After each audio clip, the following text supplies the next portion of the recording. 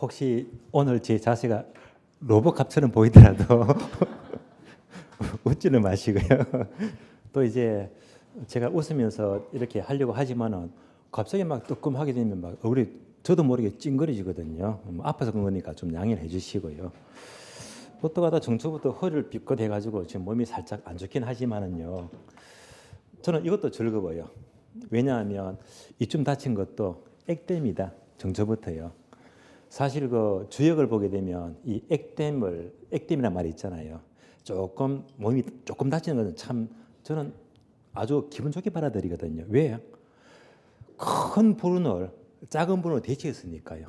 액땜한 거잖아요. 차라리 이걸로서 다행이지. 아예 교통사고 나버렸다면 어떨 뻔했습니까? 그렇잖아요. 그래서 앞으로 이제 큰 일을 막기 위해서 조금 다친 거는 저는 차라리 잘 때운 거다 하면서 아주 좋게 생각합니다. 한 2달 전인가요? 이런 책을 본 적이 있어요. 돈보다 운을 벌어라. 는 책이 알고 보니까 주역을 쉽게 풀이한 책이더라고요. 주역요. 그러면 그 책에서 언뜻 떠오르는 게 이게 있어요. 3가지 맥이 있습니다. 지맥, 천맥과 인맥입니다. 그러면 지맥은 여러분 아시잖아요. 얘가 뭐죠? 지맥, 풍수지리. 천맥은요, 하늘 천자죠. 이는 땅지자고. 얘가 바로 주역입니다. 주역. 그 유명한 공자도요, 이 주역을 완전히 이해 못하고 돌아가셨다고 하더라고요. 참 어려운 책이에요. 인맥은요, 인간관계를 말합니다. 그래서 이 3가지 맥 가운데서도 물론 풍수, 주역보다도 인맥이 가장 중요한 것 같아요. 인맥. 그래서 인간관계가 참 상당히 중요한 것 같아요. 그래서 제가 삐끗하니까 쉬는 시간에 또 저를 걱정해 주는 것도 얼마나 고마운지 힘이 생기더라고요. 어쨌건 자, 아픈 건 제 잘못이니까 양해해 주시고요. 교재 보겠습니다. 57페이지입니다. 자, 협의 보았고요. 협의. 그다음에 광의, 넓은 의미가 돼요. 자, 광의는요, 괄호 밑줄입니다. 협의의 부동산 플러스 준부동산 밑줄. 자, 볼까요? 앞에서 협의의 부동산 플러스 준부동산입니다.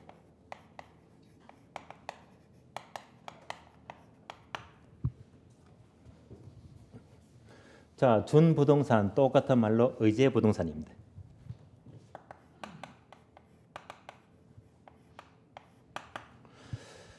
부동산 앞에 준자가 붙게 되면요. 자, 준에서 취급된다. 부동산처럼 취급이 되는데요. 그러면 종류부터 먼저 볼까요? 이거는 체크를 하고 설명드리겠습니다. 그러면 첫 줄, 협의의 부동산에 준부동산을 합한 것이 광의가 되는데요. 준부동산은 밑줄입니다. 등록의 공시 방법 밑줄. 다시 둘, 넷, 6번째 줄 봅니다. 6번째 줄. 6번째 줄 보게 되면요. 이런 문장이 나옵니다. 중개 대상물의 범위 찾으셨죠? 여기서부터 밑줄 하세요. 중개 대상의 범위, 저당권 설정의 대상, 감정평가의 적용 범위 등의 실무 처리에 유용한 개념으로 쓰인다. 밑줄 하시고요. 종류가요. 아래 5가지 있죠. 기업번, 자동차, 건설기계, 선박, 항공기. 다음에 공장재단, 광업재단, 업건, 그리고 임목 등이 있습니다. 요거 묶어서 설명드리겠습니다. 먼저 준분산하게 되면 종류 볼까요? 자동차, 건설기계를 중기라고 부르죠. 중기, 선박, 항공기, 임목, 광업재단, 공장재단.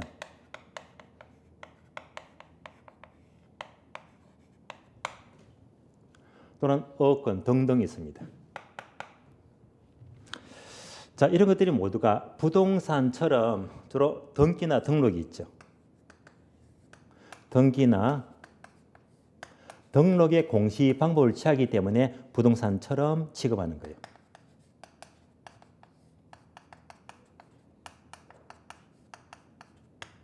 자동차는 움직이는데 뭡니까? 등록증, 등록하잖아요. 선박은요, 20톤 이상이면 역시 움직이더라도 역시 뭐 등기가 필요합니다. 이런 것들이 모두가 등기, 등록의 공시 방법을 취하기 때문에 부동산처럼 취급을 하고 있습니다. 자, 이것은 실익이 있죠. 세 번째.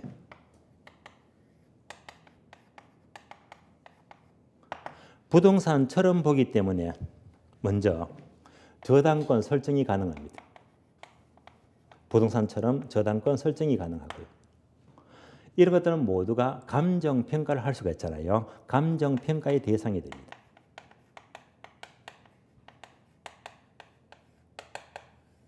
그리고 중개의 대상이 돼요.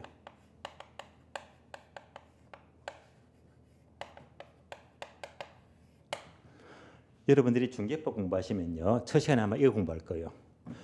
중개 대상물에서는 항상 문제가 한 문제는 늘 나올 거예요. 중개 대상하게 되면 기억납니까?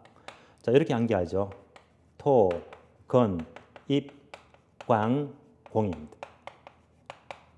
5가지입니다. 자, 토건, 입, 광, 공 하게 되면 얘가 뭡니까? 토지, 건물. 토지와 건물은 협의. 여기까지가 협의가 되고요. 다음에 임목, 광산, 공장이죠. 그래서 임목, 광산, 공장. 그래서 중개 대상은요, 토건, 입광공 5가지니까 얘는 중개 대상이 안 돼요.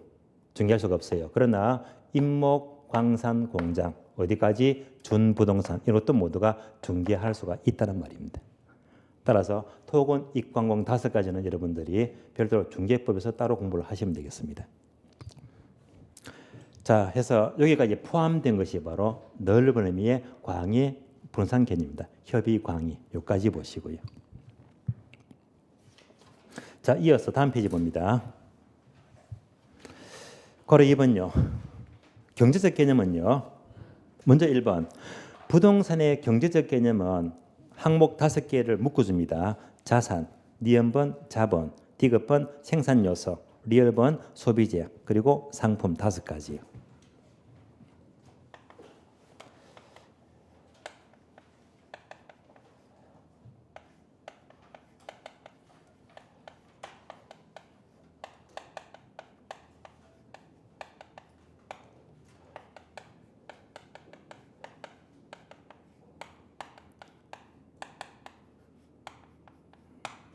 자, 경제적 개념은 이런 단어가 중요한 건 아닌데 의외로 출제가 잘 되고 있어요.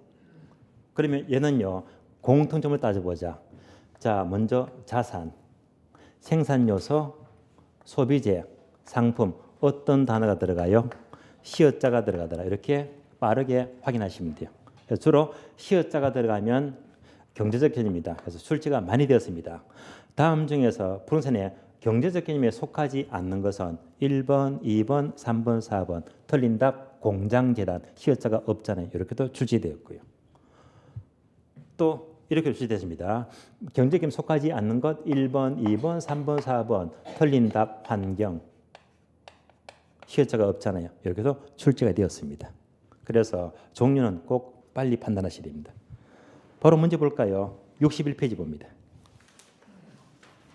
한 장만 넘기시면 돼요. 자, 예제 있죠? 언제 나왔죠? 23회 때요. 문제. 부동산의 경제적 개념에 해당하지 않는 것. 바로 답이 팍 나오죠. 몇 번? 4번요. 해서 정답 4번. 환경은요, 물리적 개념이 있죠. 이렇게 문제가 나오더란 말입니다. 확인하실 거예요. 다음에 원래 페이지 봅니다. 58페이지예요. 자, 2번 보게 되면 토지 경제학적 관점입니다.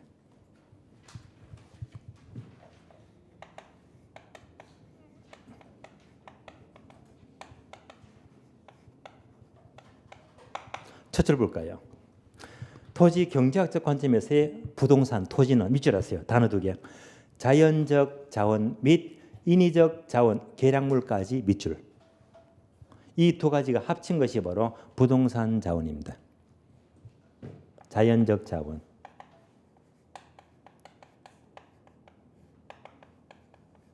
그리고 인위적인 자원입니다.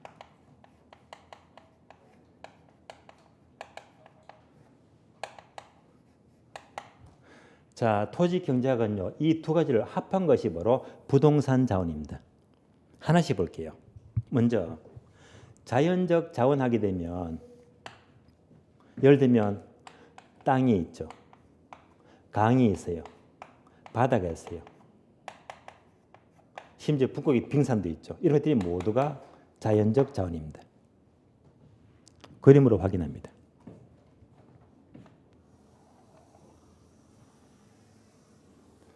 자, 제가 지구를 그렸습니다. 지구.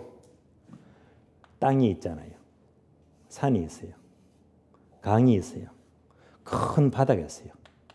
따라서 땅도 산도 강도 바다가 모두가 자연적 자원이고 이것이 모두가 이 전체 모든 덩어리가 바로 부동산입니다. 부동산.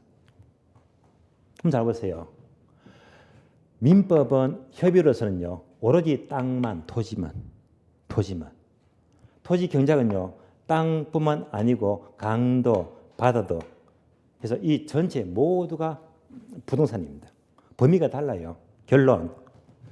민법이 넓어요. 경제법이 넓어요. 얘가 뭐 훨씬 더 넓게 보고 있잖아요. 훨씬 더 이렇게 넓게 보고 있다. 그래서 경제적 개념은 법률적 개념보다 훨씬 더 넓은 의미로 해석하고 있습니다. 그러면 요거 조심하세요. 만약 바다를 메꾸어서 땅으로 만들자. 한마디로 수면 매립입니다.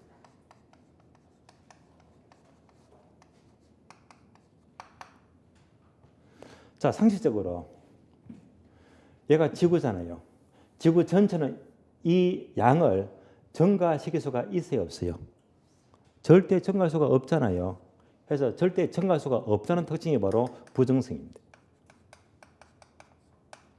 지구는 절대 증가 못 시키는 심지어 자, 여기 한 필지 땅이 있어요.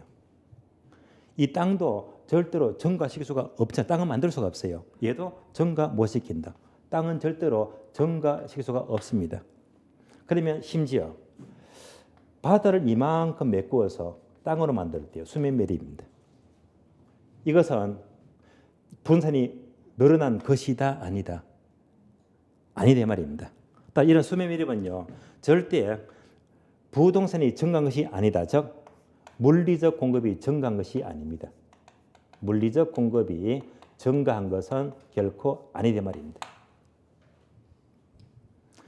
자, 이런 수면 매립은요. 바다를 메꿔서 땅으로 만들었어요. 다시 말하면요. 용도만 바뀌었습니다. 어디까지나 토지 이용의 전환입니다. 수면 매립은 부동산이 늘어난 것이 아니고 어디까지나 바다에서 땅으로 이렇게 용도가 바뀌었잖아요. 그래서 토지 이용의 전환입니다. 이것에 불과합니다. 따라서 수면 매립은 부동산이 토지가 물리적으로 공급이 증가한 것이 아니고 어디까지나 바다에서 땅으로 용도만 바뀌었다. 이것을 다른 말로 경제적 공급이라고 불러요. 경제적 공급이 늘어난 것입니다. 요즘은 시험이 잘 나옵니다. 그래서 수면 매립은 물리적 공급 증가가 아니고 바다에서 땅으로 같은 부동산 자원이잖아요. 해서 어디까지나 경제적 공급이 늘어난 것입니다. 여기까지를 연결하시고요. 자, 이어서 인위자산입니다. 이때 요 인자가 뭐죠? 사람 인자. 인간의 노동에 투입돼서 만들어진 모든 것들이 바로 인위적인 자원입니다. 어떤 게 있죠? 주택, 주차장, 터널, 도로, 판잣집 또는 가로등 모두가 인간이 만들었죠. 인위적 자원입니다. 이것을 영어로 임프루브먼트라고 불러요.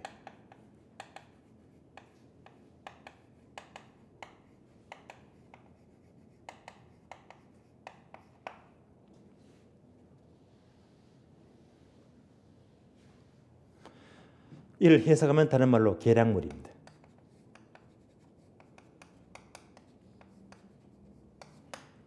그럼 단어를 잘 비교하세요. 우리 앞에서 분명히 정착물을 공부했잖아요. 이때 정착물 포인트는요. 계수적입니까? 일시적입니까? 오로지 뭐 개수적입니다. 얘는 정착물이 아니라고 했잖아요. 그러면 정착물하고 계량물은요, 의미가 달라집니다. 얘는 뭐죠? 사람이 만든 모든 것들입니다. 계량물 하게 되면요, 자, 건물도 또는 판잣집도 컨테이너 박스 다 사람이 만든 건 맞잖아요. 이게 전부가 계량물입니다. 정착물은요, 오로지 뭐 계속적 고정입니다. 그래서 의미가 달라요. 정착물이 넓은 의미다. 계량물이 넓은 의미다. 얘가 더 넓어요. 따라서 이게 전부 다 뭐 앞에서 봤던 법률적 개념보다 얘가 훨씬 더 넓게 보고 있습니다. 범위가 달라집니다. 추가적으로 계량물의 종류가 두 가지입니다. 교재 볼까요? 기업번 토지 상해 계량물, 괄호 보니까 on land가 나와요. 니은번요, 토지에 대한 계량물, 영어로 괄호 to land가 나와요. 따라서 implement on land가 있고요. 다음에 implement to land가 나옵니다. 여기까지만 이해하시면 돼요. 결국 양자는요, 전치사 on과 to의 차이점인데요. on 하게 되면 무엇 위에 해서 이렇게 해석하죠. 다음에 to는요, 무엇에 대한 이렇게 해석하면 돼요. 따라서 on land 하게 되면 토지 상해 계량물입니다. 토지 상해 계량물. to land는요, 토지에 대한 계량물 이렇게 해석하시면 돼요. 구별합니다. 먼저 on land 하게 되면 이것은 인간이 어디까지나 직접 활용하기 위한 목적입니다.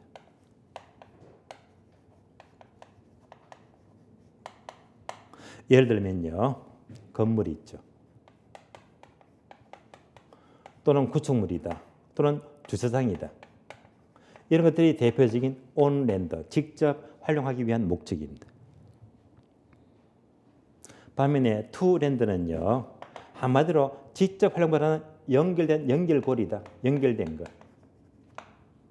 어떤 게 있죠? 도로 또는 상수도, 하수도 이런 것들을 말합니다.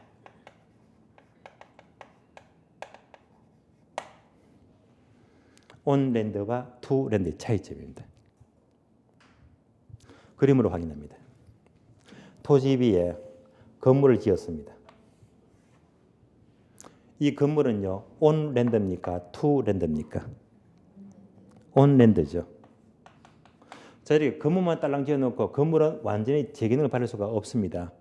건물이 완전한 제기능을 발휘하려면요, 건물은요, 인접한 건물과 이렇게 도로가 연결이 되어야 됩니다. 또는 뭐죠? 상수도, 하수도, 가스관, 위로는 전선 다 연결됩니다. 이렇게 연결된 것이 뭐죠? 바로 to land예요. 따라서 이런 계량물은요, on land와 to land가 전부 다 합쳐지면요, 하나의 완전한 계량물이 제기능을 발휘하게 됩니다. 그래서 아주 까다로운 모의사 보게 되면 여기가 뭐습니다. 다음 중에서 자, 토지에 대한 계량물 to land로만 쫙 지어진 것으로 맞는 것은 하면요, 도로, 전선, 철도, 상하수도만 찾으면 되겠네요. 여기까지만 비교하시면 돼요. 자, 결론적으로 주로 시어자가 들어가면 무슨 개념? 경제적 개념. 그리고 토지 경작은요, 이 두 가지를 모두 합한 것인데 이 두 가지 개념이 땅보다 범위가 넓잖아요. 정착보다 범위가 더 넓게 보고 있더라, 그죠? 따라서 토지 경제적 개념은요, 범죄 개념보다 더 넓게 자, 그 범위가 인정이 되고 있습니다. 까지를 비교하시고요. 자, 그러면 이제 다음 페이지 봅니다. 59페이지요. 그래서 한번 부동산 학에서 개념인데 괄호 중요하죠. 밑줄입니다. 복합 개념의 부동산 밑줄. 아주 중요해요.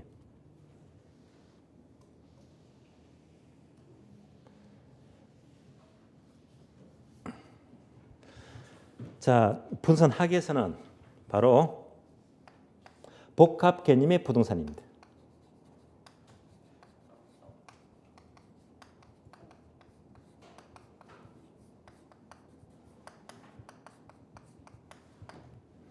그래서 아래 보니까 기억, 니은, 디귿분이 있죠. 단어가 세 가지입니다. 첫 번째 법률적 개념.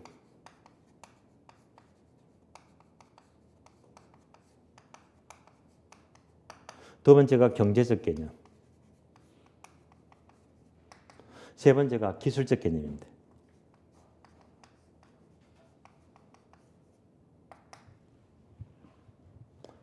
따라서 세 가지입니다. 법률적 개념, 경제적 개념, 기술적 개념, 합해서 법경기. 그래서 이 세 가지가 합쳐진 것이 바로 복합 개념의 부동산입니다. 처음 비교합니다. 민법에서는 부동산은요, 토지와 정착물입니다. 부동산 학에서 부동산 개념은 법 경기가 모두 포함된 복합 개념의 부동산입니다. 결론, 민법과 학계로는 범위가 같아 다르다. 달라요. 훨씬 넓어요. 하나씩 볼까요? 첫 번째, 법률적 개념이 여기에 포함되어 있잖아요. 협의 광의, 설명드렸잖아요. 두 번째, 경제적 개념이 모두가 포함되었잖아요. 거기다 한 개 더 추가, 어디까지? 기술적 개념까지요. 기술적 개념 하게 되면요, 토지는 형태가 있죠. 지반, 지질, 지세, 지형. 건물은요, 설계, 시공, 건축 모두가 물리적, 기술적 개념입니다. 그러니까 법경 두 가지에다가 한 개 더 추가해서 여기까지 모두가 포함된 것이 바로 복합 개념의 부동산입니다. 그러니까 이것 두 개 포함하고 하나 더 추가되기 때문에 가장 넓게 보고 있습니다. 가장 넓게 보고 있어요. 결론, 민법의 부동산 개념과 학교는요, 범위가 너무 차이가 큽니다. 민법은 가장 좁게 보겠다. 토지와 정착물만. 학에서는요, 이게 모두가 포함된 가장 넓은 복합 개념의 부동산입니다. 가장 넓게 보고 있어요. 그래서 이제 개념을 분명히 잡았어요. 여러분들이 민법 시간은요, 분산하게 되면 토지와 정착물만. 학교로는요, 법 경기가 모두 포함된 어떤 개념? 복합 개념의 부동산입니다. 가장 넓게 보고 있습니다. 따라서 한마디로 보면 얘는 뭐지? 좁게 보죠. 협의. 얘는 좀 넓게 광의. 얘는 뭐죠? 최광의. 가장 넓게 보고 있습니다. 자, 확인입니다. 민법은 뭐하고 뭐? 토지와 정착물. 학교로는요, 복합 개념의 부동산. 세 가지가 뭐지? 법, 경, 기.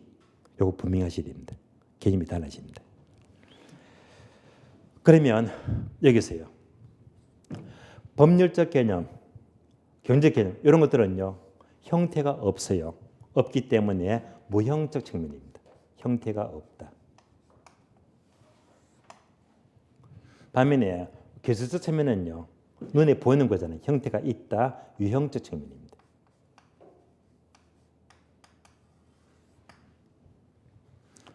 그래서 자, 여기까지 복합 개념을 이해합니다. 교재 볼까요? 59페이지 보시면요, 복합 개념의 부동산은 다섯 번째 줄 보시면 복합 개념의 부동산은 자, 법경기 세 가지 개념으로 이해하여 체계한 것인데, 여기서 기술적 개념은 형태가 있죠. 유형적 측면이 되고요. 세 번째 줄 법률적 경제적 측면은 형태가 없다. 무형적 측면에 해당하고요. 아래 보니까 법경기 세 개 목차가 나옵니다. 여기까지가 복합 개념의 부동산입니다.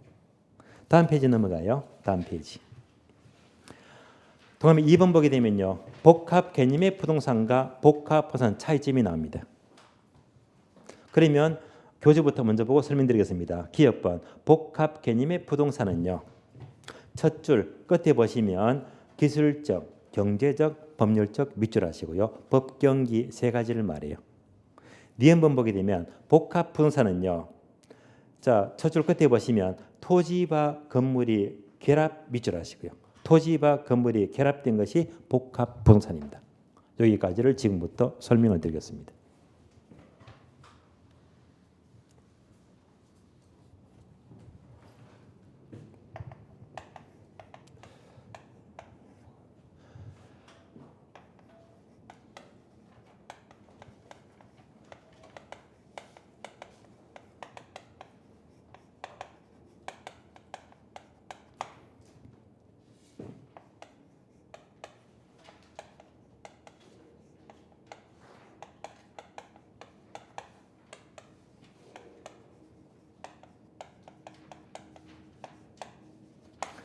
자, 하나 더 추가합니다. 복합 개념의 부동산, 다음에 복합 부동산, 다음에 복합 건물입니다. 세 가지 공통점은 모두가 복합자가 들어가요. 그러나 의미가 달라집니다. 복합 개념의 부동산은요, 앞에서 공부했잖아요.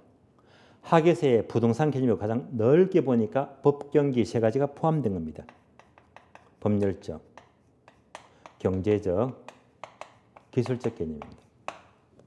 부동산 개념입니다. 다음에 복합 부동산은요, 토지와 건물이 결합이 되었어요.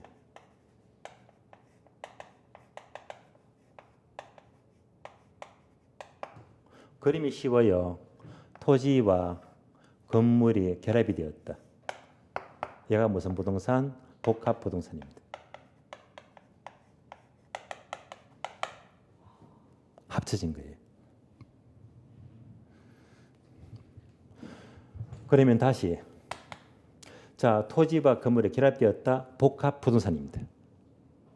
그러면 이런 주택이 있대요. 주택이 있다. 만약 여러분이 이런 주택을 갖고 있는데요, 이 주택을 팔려고 합니다. 생활정보지에 팔려고 내놨습니다. 매물로. 이때 팔 때 어떻게 팔죠? 토지가 2억이다. 건물이 3억이다. 토지 따로, 건물 따로, 따로 팝니까? 한꺼번에 묶어서 전체로 5억에 팝니까? 5억에 팔잖아요. 그래서 복합부동산은요, 토지 따로, 건물 따로 팔지 않고요, 묶어서 뭐지? 5억에 팝니다. 얘가 다른 말로 일괄평가, 일괄평가. 따라서 토지와 건물은 그 이유가 무엇 때문에? 토지와 건물은 주로 이 자체가 복합부동산은요, 일체로 매매하는 관행이 있거든요. 그래서 일체로 거래하는 관행이 있습니다.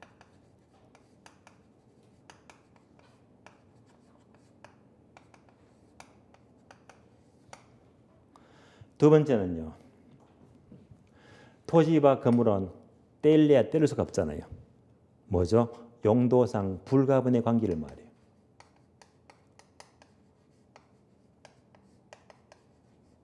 따라서 일체로 거래되는 관행이 있거나 떼려야 뗄 수가 없다 해서 이런 불가분의 관계가 있다면요, 어떤 평가를 한다? 일괄평가를 합니다. 여기까지는 아셔야 됩니다. 따라서 복합부동산의 평가는요, 따로 평가하지 않고 어떻게 한다? 일괄평가를 하게 됩니다. 복합부동산은 일괄평가입니다. 여기까지 연결하시고요. 이어서 복합건물입니다. 얘는요, 많이 들어보셨죠? 주상 복합건물, 다른 말로 상가주택입니다. 상가주택. 예를 들면, 자, 건물이 있어요. 1층은 상가로 임대하고요. 2층은요, 세대로 살죠. 주거용. 3층도 세대로 준다. 주거용이고. 전부 다 세대로 산대요. 얘가 뭡니까? 주상 복합 건물입니다. 자, 이럴 때는요, 만약 이 상가 주택을 보게 되면요, 주거용과 상업용입니다. 용도가 다르잖아요. 용도라면 가치가 같아질까요? 가치가 달라질까요? 달라집니다. 그래서 얘는 가치가 다른 부분입니다.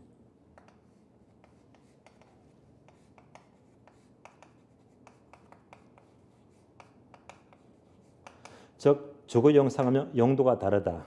다르기 때문에 따로 주거용 따로, 상업용 따로 구분해서 평가합니다.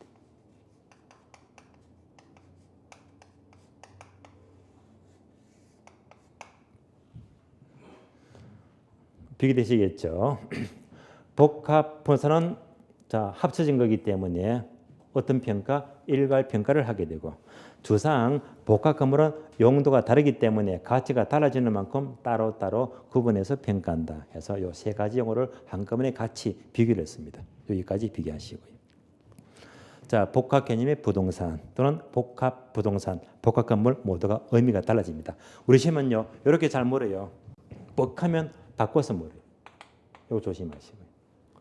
따라서 토지와 건물이 결합된 것 복합 개념의 부동산 틀린 말이고요. 법근기를 합친 것이 복합부동산 틀렸고 복합 개념의 부동산입니다. 바꿔서 잘 모르요. 자, 이상으로 부동산 개념은 마치겠습니다. 그럼 한 번 더 강조합니다. 한 번 더요. 자, 부동산 개념은요, 크게 세 가지인데요. 법률적 개념에서는 무엇을 강조합니까? 민법상 부동산. 뭐죠? 토지와 정착물입니다. 그러나 학교에서 본 사람은요, 학교에서는 크게 법경기가 포함된 복합 개념의 부동산이다. 그래서 민법상 개념과 학교에서 개념은요 분명히 다르다. 얘는요 가장 좁게 보고 얘는요 가장 최광의로 넓게 보고 있습니다. 요거 분명히 구별하시고요. 자, 이어서 교재 61페이지입니다. 목차 2번 부동산의 분류 보겠습니다. 자, 분류는 종류가 되게 많은데 한 문제가 너무 잘 나와요. 1번 국토개포상의 분류. 얘는요 2차 과목이죠. 여러분들이 공부 시간에 모두가 공부를 상시할 거예요. 공법 상내이기 때문에 패스합니다. 통과하고요. 고려 2번요. 공간정보법상의 분류가 있죠. 28개 제목, 이것도 2차 과목이죠. 2차 과목에서 따로 공부를 하시면 돼요. 1번과 2번은요 2차 과목입니다. 그리고 3번 보게 되면요 활동에 따른 분류. 여기서부터 출제가 됩니다. 종류가 되게 많습니다. 1번 대지와 택지와 부지, 2번 후보지와 이행지, 3번 맹지와 자료용 토지, 4번 필지와 획지, 5번 나지와 갱지, 6번 금부지, 7번 소지, 8번 선화지, 9번 포락지, 10번 법지와 빈지, 공지, 유휴지, 휴안지, 공안지, 한계지까지입니다. 종류가 되게 많습니다. 그래서 이 단어가 되게 많잖아요. 5개를 끄집어내면 종합 문제가 돼요. 이렇게 잘 못 씁니다. 처음부터 볼게요. 자, 먼저 1번 대지와 택지와 부지는요. 이 단어 3개를요. 한꺼번에 묶어서 비교합니다. 그래서 3가지를 보겠습니다.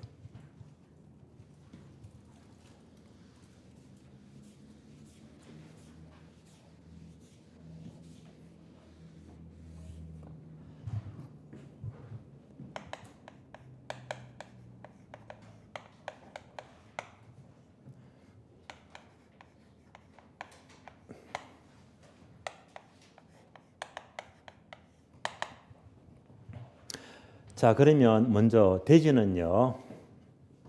여러분들이 2차 과목 공부하시면요. 건축법에서 대지가 나와요. 공간정보법이 있죠. 28개 제목입니다. 공간법에서도 역시 대지가 나옵니다. 두 가지는 의미가 달라집니다. 일단 건축법 무시할게요. 여기서는요. 공간정보법에서는 여러분들이 별도로 28개 제목을 공부해요. 이때 대전은요. 지목이 대가 되졌대요. 지목이 대가 됩니다. 그래서 지목이 대인 토지를 대지라고 불러요. 이때 지목이 대가 되면 오로지 용도를 따지자. 용도가 2가지입니다. 주거용과 상업용 2가지입니다. 따라서 주상 2가지면 모두가 지목이 대가 됩니다. 공장이 안 들어가잖아요. 따라서 지목이 대가 되게 되면 대지에는 별도로 공장은 들어가지가 않더라. 얘는 대가 될 수가 없잖아요. 공장 용지는 별도로 지목은 장이 됩니다.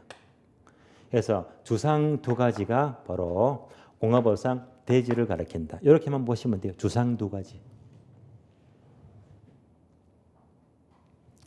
이어서 택지와 부지는요. 바로 감정평가상 용어입니다. 지목과 거리가 멀어요. 감정평가에서 택지 하게 되면 이것도 용도 따지거든요. 바로 주상공 3가지입니다. 주거용, 상업용, 공업용. 주상공 3가지는 모두가 택지가 돼요. 다시 말하면요. 주택, 상가, 공장, 지자 해서 한마디로 건축 용지를 말해요.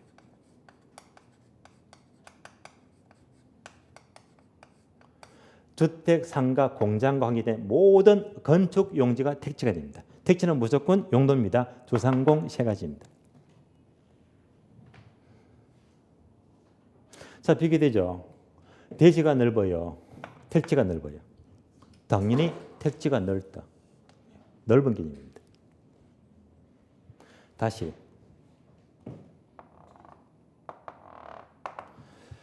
자, 앞으로 이런 그림 많이 봅니다.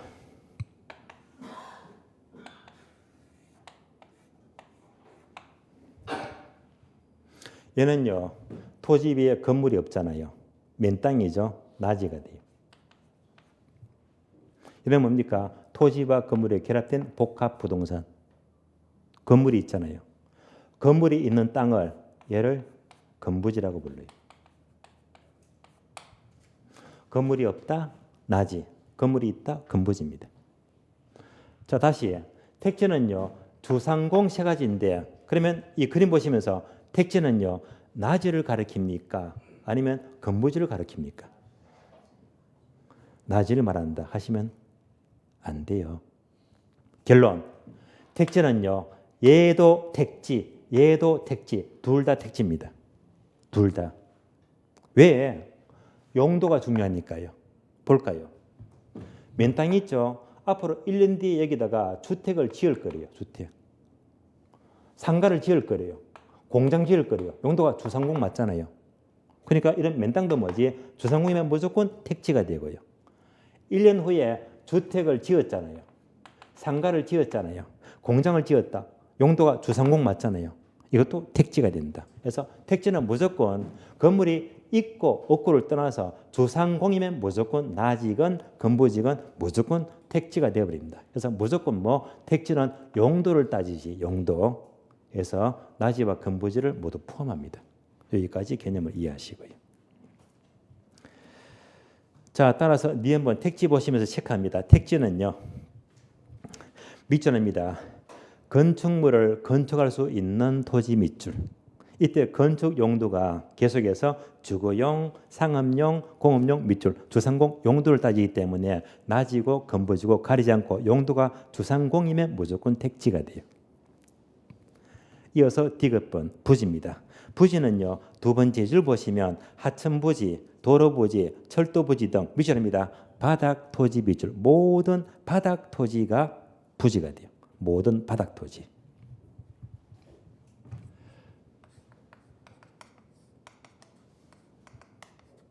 바닥 토지를 가리킵니다.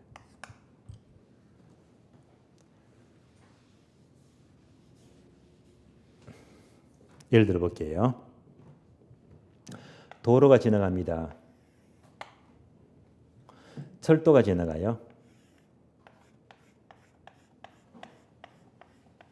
하천이 흘러갑니다. 이 모든 바닥 토지가 그대로 부지만 붙입니다. 도로 밑에 깔린 땅 뭐죠? 도로 부지. 쉬운 거잖아요. 철도 밑에 깔린 땅 뭐지? 철도 부지. 하천 밑에 깔린 땅 뭐죠? 하천 부지가 돼요. 하나 더 추가합니다. 건물이 있어요. 건물 밑에 깔린 땅, 얘도 바닥 토지 맞잖아요. 얘가 뭐가 되니까 건물 부지. 줄이면 뭐죠? 건부지. 건부지. 그래서 한 번 더 확인합니다. 얘가 뭐죠? 도로부지, 철도부지, 하천부지, 건부지. 모든 바닥 토지가 부지가 돼요. 그럼 또 비교합니다. 얘는요, 건물을 지었잖아요. 얘들은요, 건물 지을 수가 있다 없다? 건물 못 짓잖아요. 따라서 모든 바닥 토지인데 다시 자, 건물 지으면 뭐죠? 주거용, 상업용, 공업용이잖아요. 따라서 주상공. 이렇게 건물 질 수 있죠. 건축 용지도 있고요. 이러면 건부지가 돼요. 다음에 도로, 철도, 하천이다.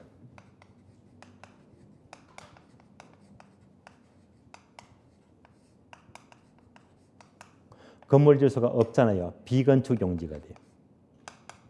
비건축 용지가 됩니다. 얘가 모두가 부지가 되고요. 다시 비교합니다. 택지가 넓어요. 부지가 넓어요. 부지가 크다. 따라서 대지는 주상 두 가지. 택지는 모든 용도 주상공이 되고요. 여기다가 또 비건조제 포함해서 모든 발화 토지가 부족이 된다. 해서 이 관계만 비교하시면 돼요.